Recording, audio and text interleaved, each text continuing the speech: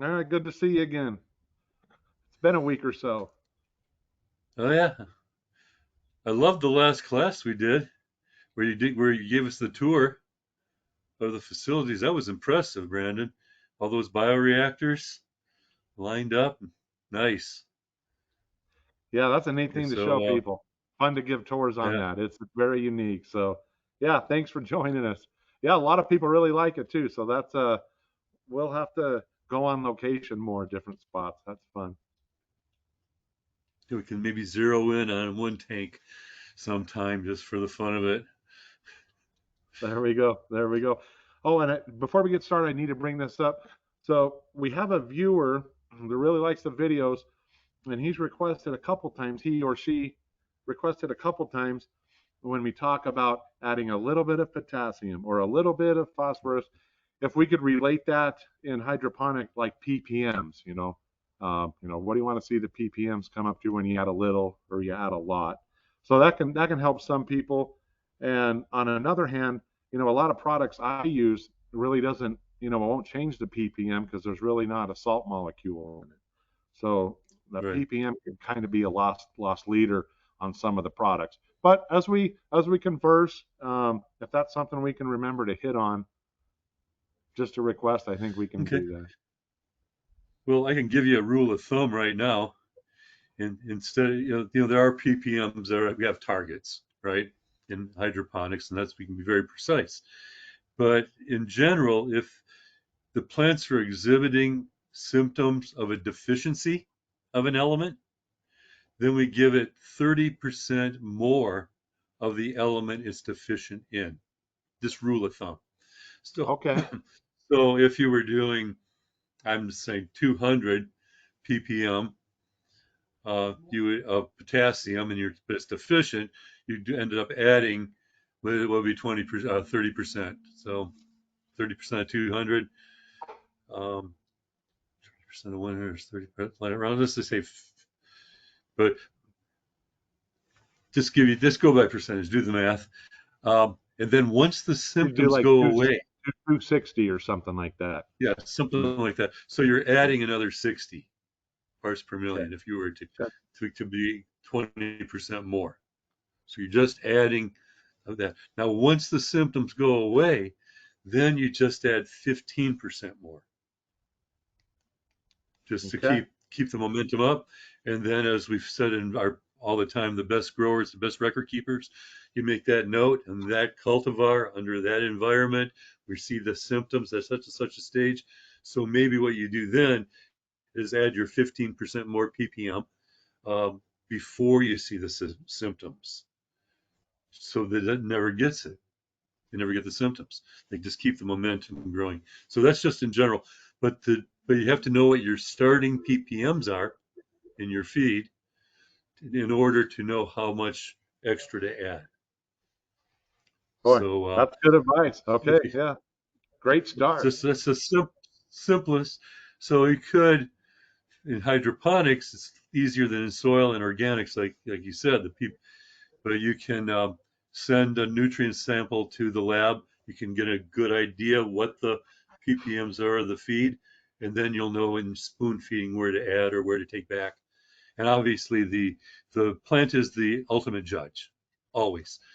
So there, if you can do a leaf sample, leaf analysis, you can see which elements are accumulating, which are starting to become deficient, and you can make it adjustments in your ppm and bands. But I never really change one element, not even one element, more than 50% at one time. Boy, that's great advice. Okay, that is a good thing. I got it locked in here. Uh, that's a great lesson. Thanks. Thanks for the time. Just a just a rule of thumb, and then obviously the rest is steering the crop and just seeing plant response and da da da da, and tying that in with yield and quality. And that's an ongoing, continuous improvement process. True. I agree. I agree. And then that leads us to we get a lot of questions about everybody has a time frame they like to go from start to finish, you know, or you know, planting to harvest, or what do you want to say? And we get a lot of questions. People ask, how do I know when it's time to harvest? And what is the best method to achieve in the last week or the last 2 weeks?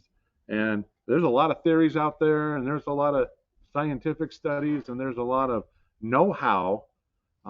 Everybody kind of has their own regimen, but what can you bring up on that topic of, how do we know and what to do? Okay. Well, with to measure is to know.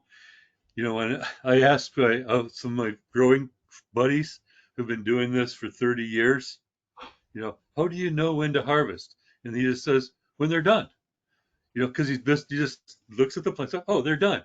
They're ready. I go, oh, what a, don't you look at the scope, at the trichomes or anything like that? Oh, no, I haven't done that for years. For me, it is though. Um, it's just seeing the ripeness of the trichomes. Is it clear to milky?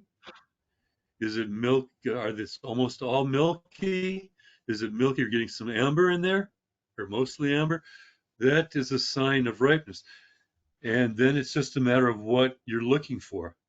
As far as I go, if I'm gonna have to answer this just from my personal preference, I guess, because Yeah, that's what we want to hear. Yeah, that's what we want to hear if right from the master. usually don't talk about cannabis. This is kind of a rare thing for me to talk about, but the what I like is I'm an old guy. you know, I'm in my 60s. I'm in my late 60s. Um, I don't like getting stoned. Honestly, I don't like couch lock. I just don't like the feeling of feeling dull. I like the clear as a bell. Energetic, creative, artistic, just bringing different things out. Listening to music and enjoying it more. I like the the more energetic effects. Getting high, not getting stoned. So for me, I want a little earlier development. I want more of the clear to to milky, just a little bit of milky, but mostly clear. And that, especially if it's on a sativa dominant strain, to me, it may not be the peakness of ripeness, but it's the best energizing effect. Now, as if you want a more scientific, like we do in commercial production, we send some to the lab, send some samples to now analyze, but we have a tabletop HPLC unit. It's called Orange Photonics. And what we can do is it will measure the amount of CBG, THC, CBD, and CBN.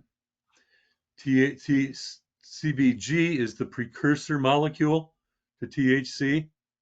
CBN is the degradation molecule of THC.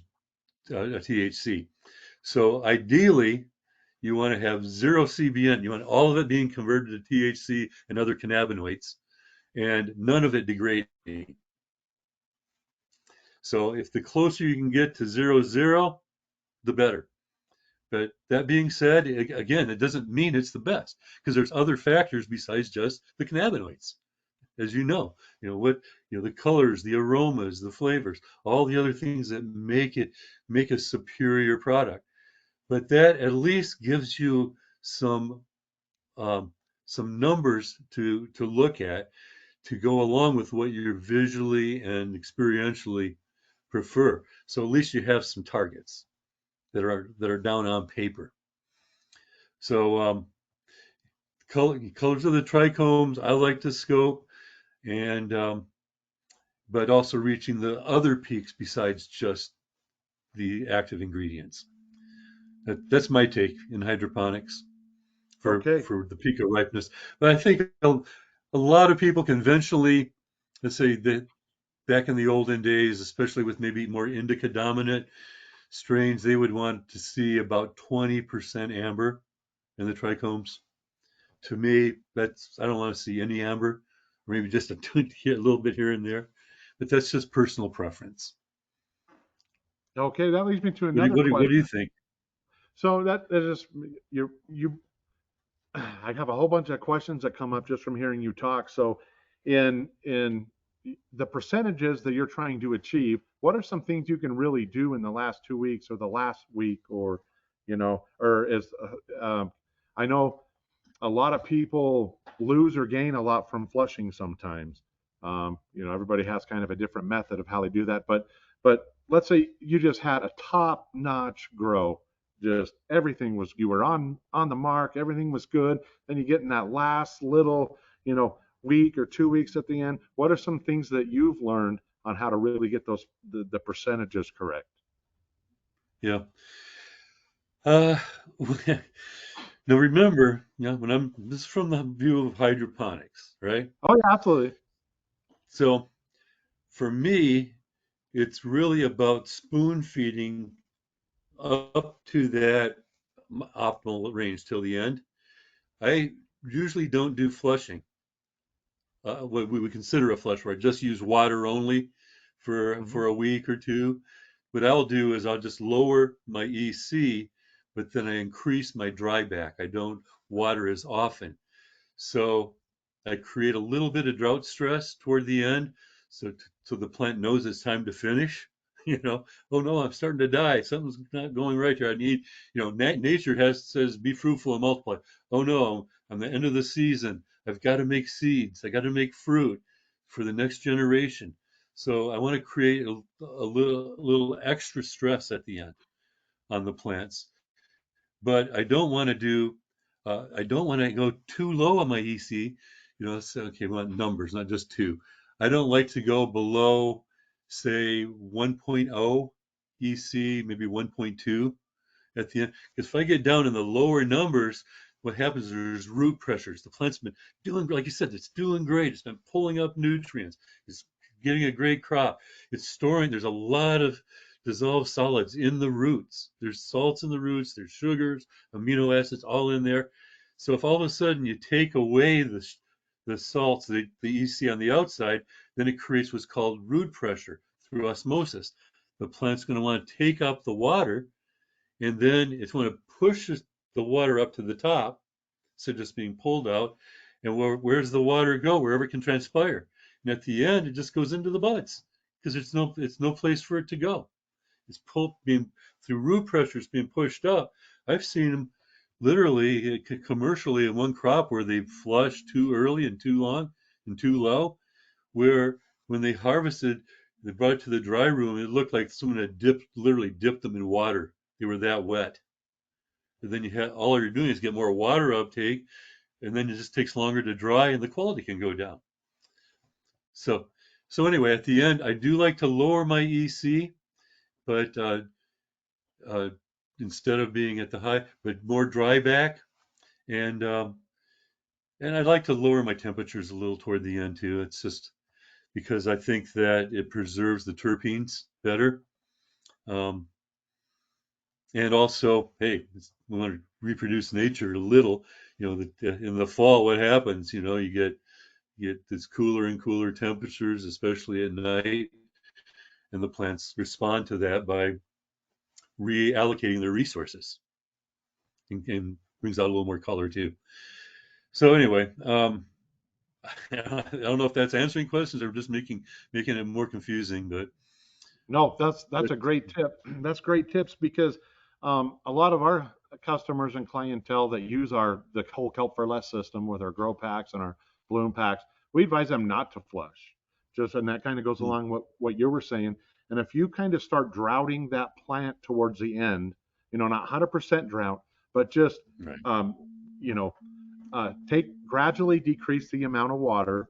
Um, and again, I don't know percentage or number wise, but yeah, you do yeah, want to kind of make that plant stress, because what we learned, and we learned this from doing leaf analysis, is when you have a healthy plant and you got the minerals and it's doing good, you start droughting it a little bit, those minerals become more concentrated in the plant. And by doing the leaf analysis, we've seen the sugars really go up, um, the amount of mineral go up in the leaves itself, and it's a great way to really concentrate the end result you're looking for right there at the end. And so, yeah, it goes along with what you're saying. We advise not to flush and start tailing that water back um, right up to the Yeah, end if you before you.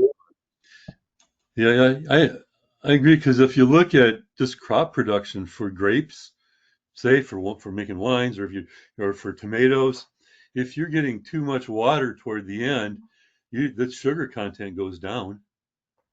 That's just you don't want a rainy season. You want a little bit of stress. When the plant's under stress, it makes antioxidants to protect itself from the stress, get better colors and flavors, but also the sugars concentrate. That's one of Yeah, the cool things about one of the things that's kind of counterintuitive. If we raise, at the right times, timing is everything, but at the right times of peak production, if you can raise the EC slowly, little by little by little, not all at once, then the, the, it restricts the uptake of water because it's a little salty, but it actually increases the amount of sugars proportionally, higher EC. So it's this balancing act. It's trying to produce the ideal conditions, stir it more vegetatively, stir it more generatively, and then at the end, all you want it to do is finish. I've done in my own gardens. There's been times where they seem like they never wanted to finish. I was just being too good to the plants. I mean, just too perfect, too long. I mean, just oh yeah, a little of this, a little of that, and everything's perfect. And then they just want to grow and grow and grow. I said, are these ever going to finish? No, they just want to keep on growing. So at some point, you got to tell them, okay, we're done. And the way to do that is with healthy stress is pushed just a little bit past the comfort zone. yeah, we see a lot of that in our agriculture fields too, like with our grains and some of our forage crops and some of our row crops, for example, like in a lot of feed barley or wheat or rye or things like that.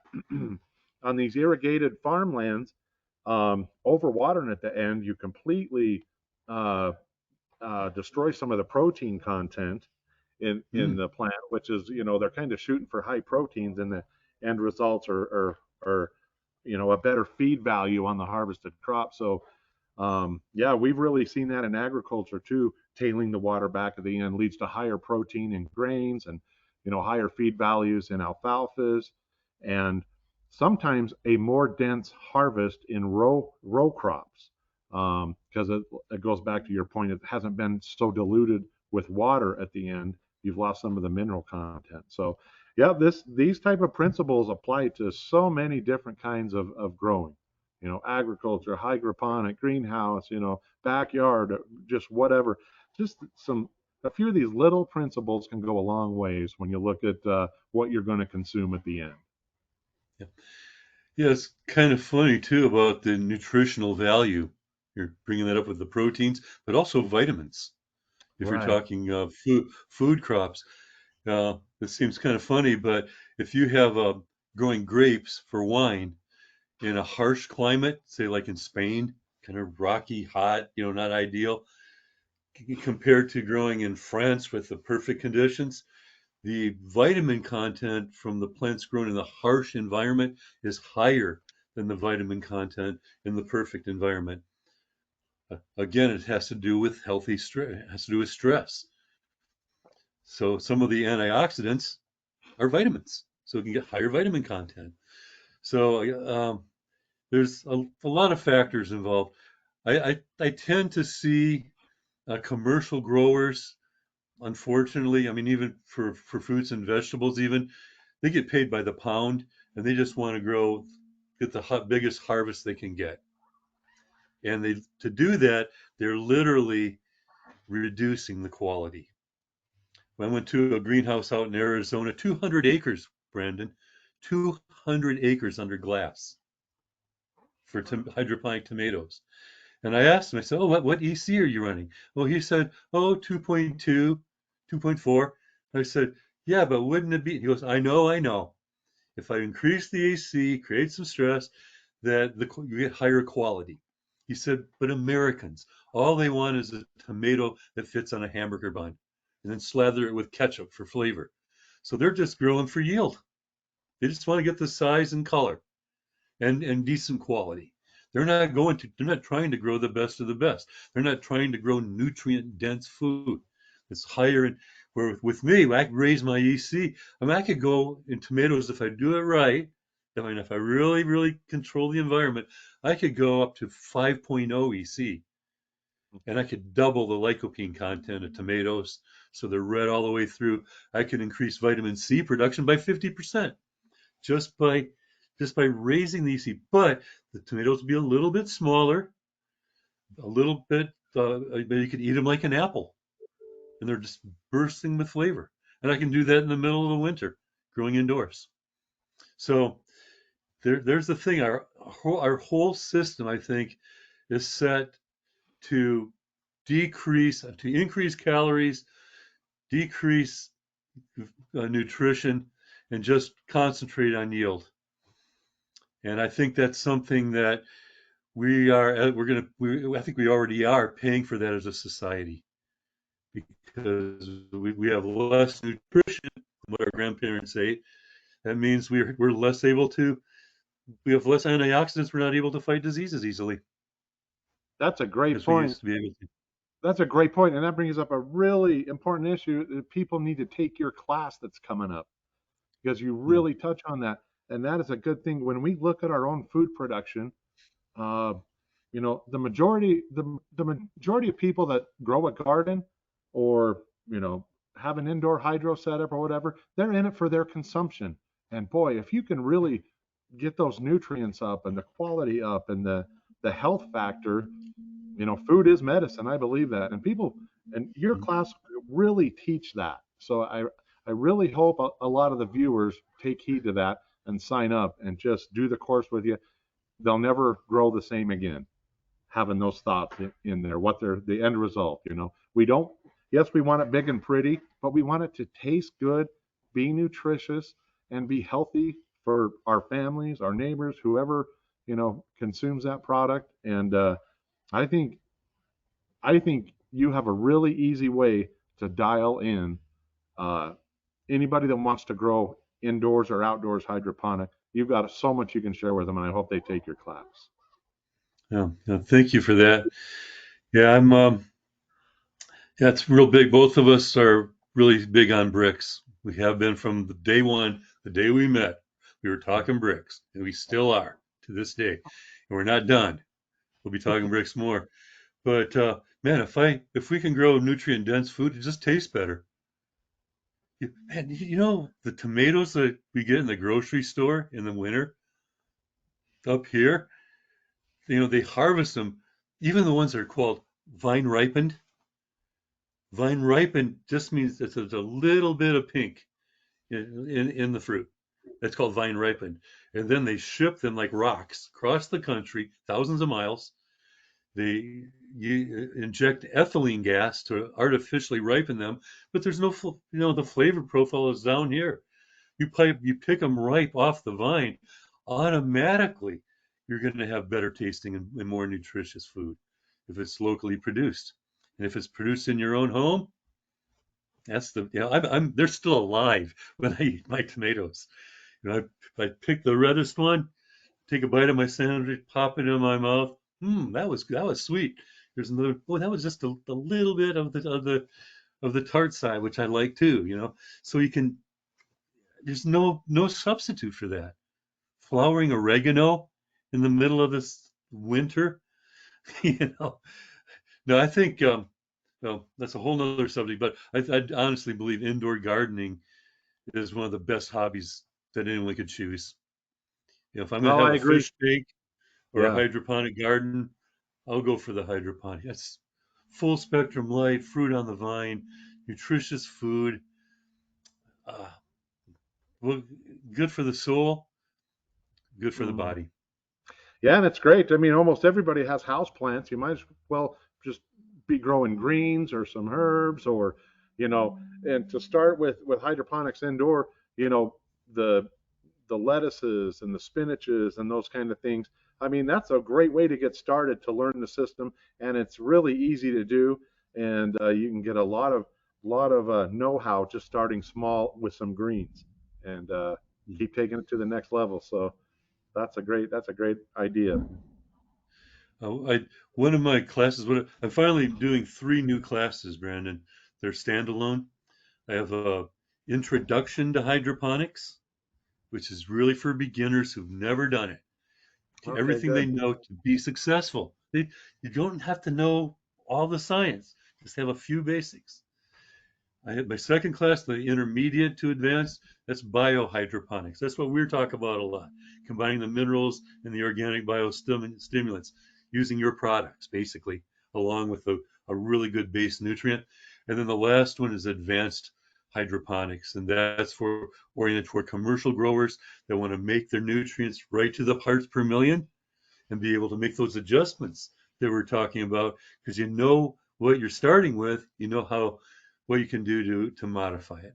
So just let you know that there's going to be some single standalone classes too, not just the whole Master Grower short course coming up.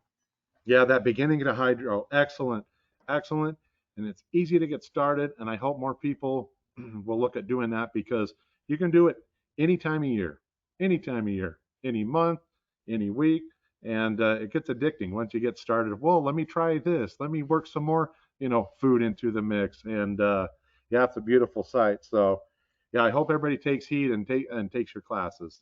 Very good information, and.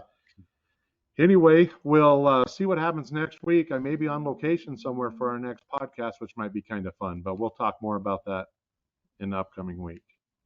Okay, sounds good. All right, pleasure as always. I'll see you next week. You bet, Hardy. Thanks again. See ya.